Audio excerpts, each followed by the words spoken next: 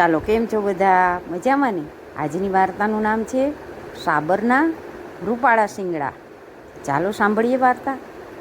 એક સુંદર મજાનું જંગલ હતું.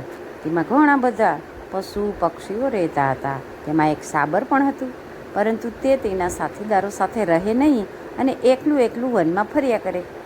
એકવાર સાબર નદી કિનારે લીલું અને તાજું ઘાસ ખાતું હતું. ઘાસ ખાઈને સાબર નદી કિનારે પાણી પીવા ગયું. નદીનું પાણી તાજું અને ચોખ્ખું હતું, તેથી સાબર પાણી પીતું હતું ત્યારે સાબરનું પ્રતિબિંબ પાણીમાં દેખાયું અને પોતાનું પ્રતિબિંબ જોઈ સાબર ખુશ થઈ.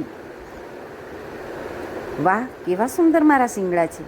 મારા માથે જાણે મુગટ પહેર્યો હોય એવું લાગે છે, પરંતુ મારા પગ કેટલા પાતળા છે એવું મને દુઃખ છે. સાબરને પોતાના મોટા શિંગડાનું અભિમાન હતું અને એના લીધે જ તે પોતાના સાથીદારો સાથેથી અલગ રહેતું હતું અને એમની મજાક ઉડાવતું હતું. એક દિવસ સાબર ઘાસ ચરતું હતું. એવામાં સાબરે બે ચિત્તા જોયા. ચિત્તા જોઈ અને સાબર એકદમ ભાગવા લાગ્યું અને ચિત્તા પણ તેમની પાછળ શિકાર કરવા માટે દોડવા લાગ્યા. આમ સાબર ખૂબ ઝડપથી આગળ દોડતું જાય છે. ત્યાં જ તેના શિંગડા આગ ભરાઈ જાય છે. સાબરના પાતળા પગે સાબરને દોડવામાં ઘણી ખૂબ મદદ કરી અને તે ચિત્તાથી ઘણું આગળ નીકળી અને ગીચ જંગલમાં આવી ગયું હતું. સાબરને અચાનક કોઈએ પકડી લીધું હોય એવું લાગ્યું. સાબરે જોયું કે એના શિંગડા ઝાડની ડાળીમાં ફસાઈ ગયા હતા.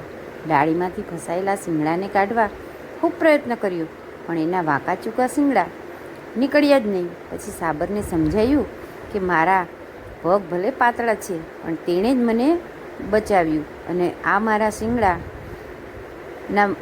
શિંગડાના વખાણ કર્યા તે જ શિંગડા મારા શત્રુ બન્યા.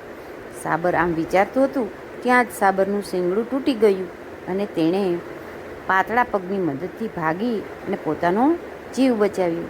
તો તમને આ વાર્તા સાંભળવાની ગમી ને? તો બાળકો, આ ઉપરથી શીખ મળે કે કુદરતે આપણને જે વસ્તુ આપી છે તેનો સ્વીકાર કરવો જોઈએ. આવજો, ફરી મળીશું એક નવી વાર્તા સાથે.